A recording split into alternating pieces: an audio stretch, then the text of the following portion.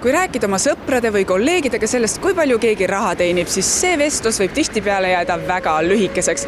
Nüüd on aga lootust, et palgad saavad avalikuks ja ebavõrdsus väheneb. Liiga vara siiski hõisata ei tasu, sest kõigi inimeste palgad siiski avalikuks ei saa. Sel nädalal võttis Riigikogu aga vastu töölepingu seaduse muudatused ning tulevikus saab reegliks ka see, et juba enne töövestlusele asumist peab tööandja palgavahemiku kirjalikus vormis avalikustama.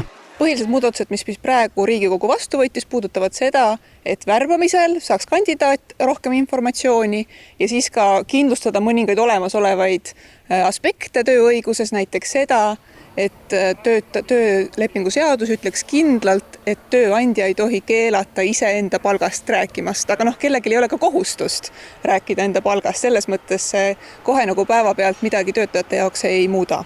Muudatuste eesmärk on aidata vähendada soolist palgalõhet, tagada võrdväärset töötasu, tugevdada tööotsijate positsiooni palga läbirääkimistel ning muuta värbamissüsteemi läbipaistvamaks. Ettevõtteid, kes juba enne seaduse jõustumist otsustasid oma palgavahemikud avalikustada, on Eestis mitmeid. Üks neist oli ka SEB Pank, kes juba 2024. aastal selle sammu astus. No esimesed emotsioonid, kui ma mõtlen nüüd sellele 2 aastale tagasi, oli see, et töötajad väga ootasid, sest loomulikult on ju huvi suur, et kus ma siis asun palgavahemikus. Samal ajal võib-olla juhid tundsid kerget ärevust ja see ärevus oli tingitud sellest, et milliseid küsimusi võivad töötajad esitada. Seega koolitati juhte, tehti pikalt eeltööd. Selle jaoks tuli kõigil osakondadel aru saada, milline on kelle vastutus ja kui suur on töö keerukus. Kas palgavahemiku avalikustamine mekib eestlastele? Ma arvan, et see teeb tegelikult tööturul selle otsimise ja leidmise lihtsamaks. Selles mõttes, et alati on see selline ebameeldiva võitu küsimus, et lähed töövestlusele, et esimese asjana sa ei taha ju küsida, et kui palju see palk nüüd täpselt on. Pahatihti seda ju kirjas ei ole ka. Aga see on küsimus, mis tegelikult kõiki ju huvitab. Ja ma arvan, et lihtsalt see on nüüd ausam konkurents, sest see ei ole ju parem variant, kui sa kandideerid tööle, osutud võitjaks ja siis vaatad, et selle palgaga me ikkagi kaugele ei sõua. Et ma arvan, et see teeb tööturu olukorra paremaks. No võib-olla sellest on abi, et õiglasemat palgajaotust kuidagi moodi siis tagada inimestele.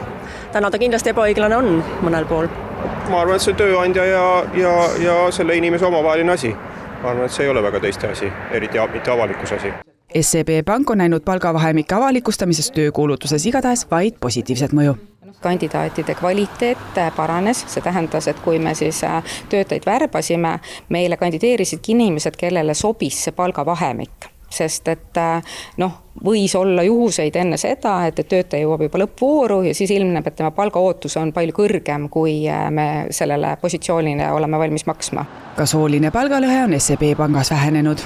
Muidu selle soolise palgalõhe osas või sellise üldise ebavõrdsuse vähendamise osas võib sellel olla mingisugune mõju just seetõttu, et me teame seda, et naised küsivad vähem palka tegelikult ja kui tööandjad seda olukorda ära kasutavad, mida muidugi ma loodan, et enamik tööandjad ei tee, siis nad võivadki, maksta naistele vähem selles mõttes, et sellel mingi teatav mõju ikkagi soolisele palgalõhele olla võib. Seadus on edasi antud presidendile. Kui Alar Karis on seaduse välja kuulutanud, läheb seadus Riigi Teatajasse ning 10 päeva pärast seda saabki asja ametlikuks ja siis saab enne töövestlust teada, millist palka oodata on.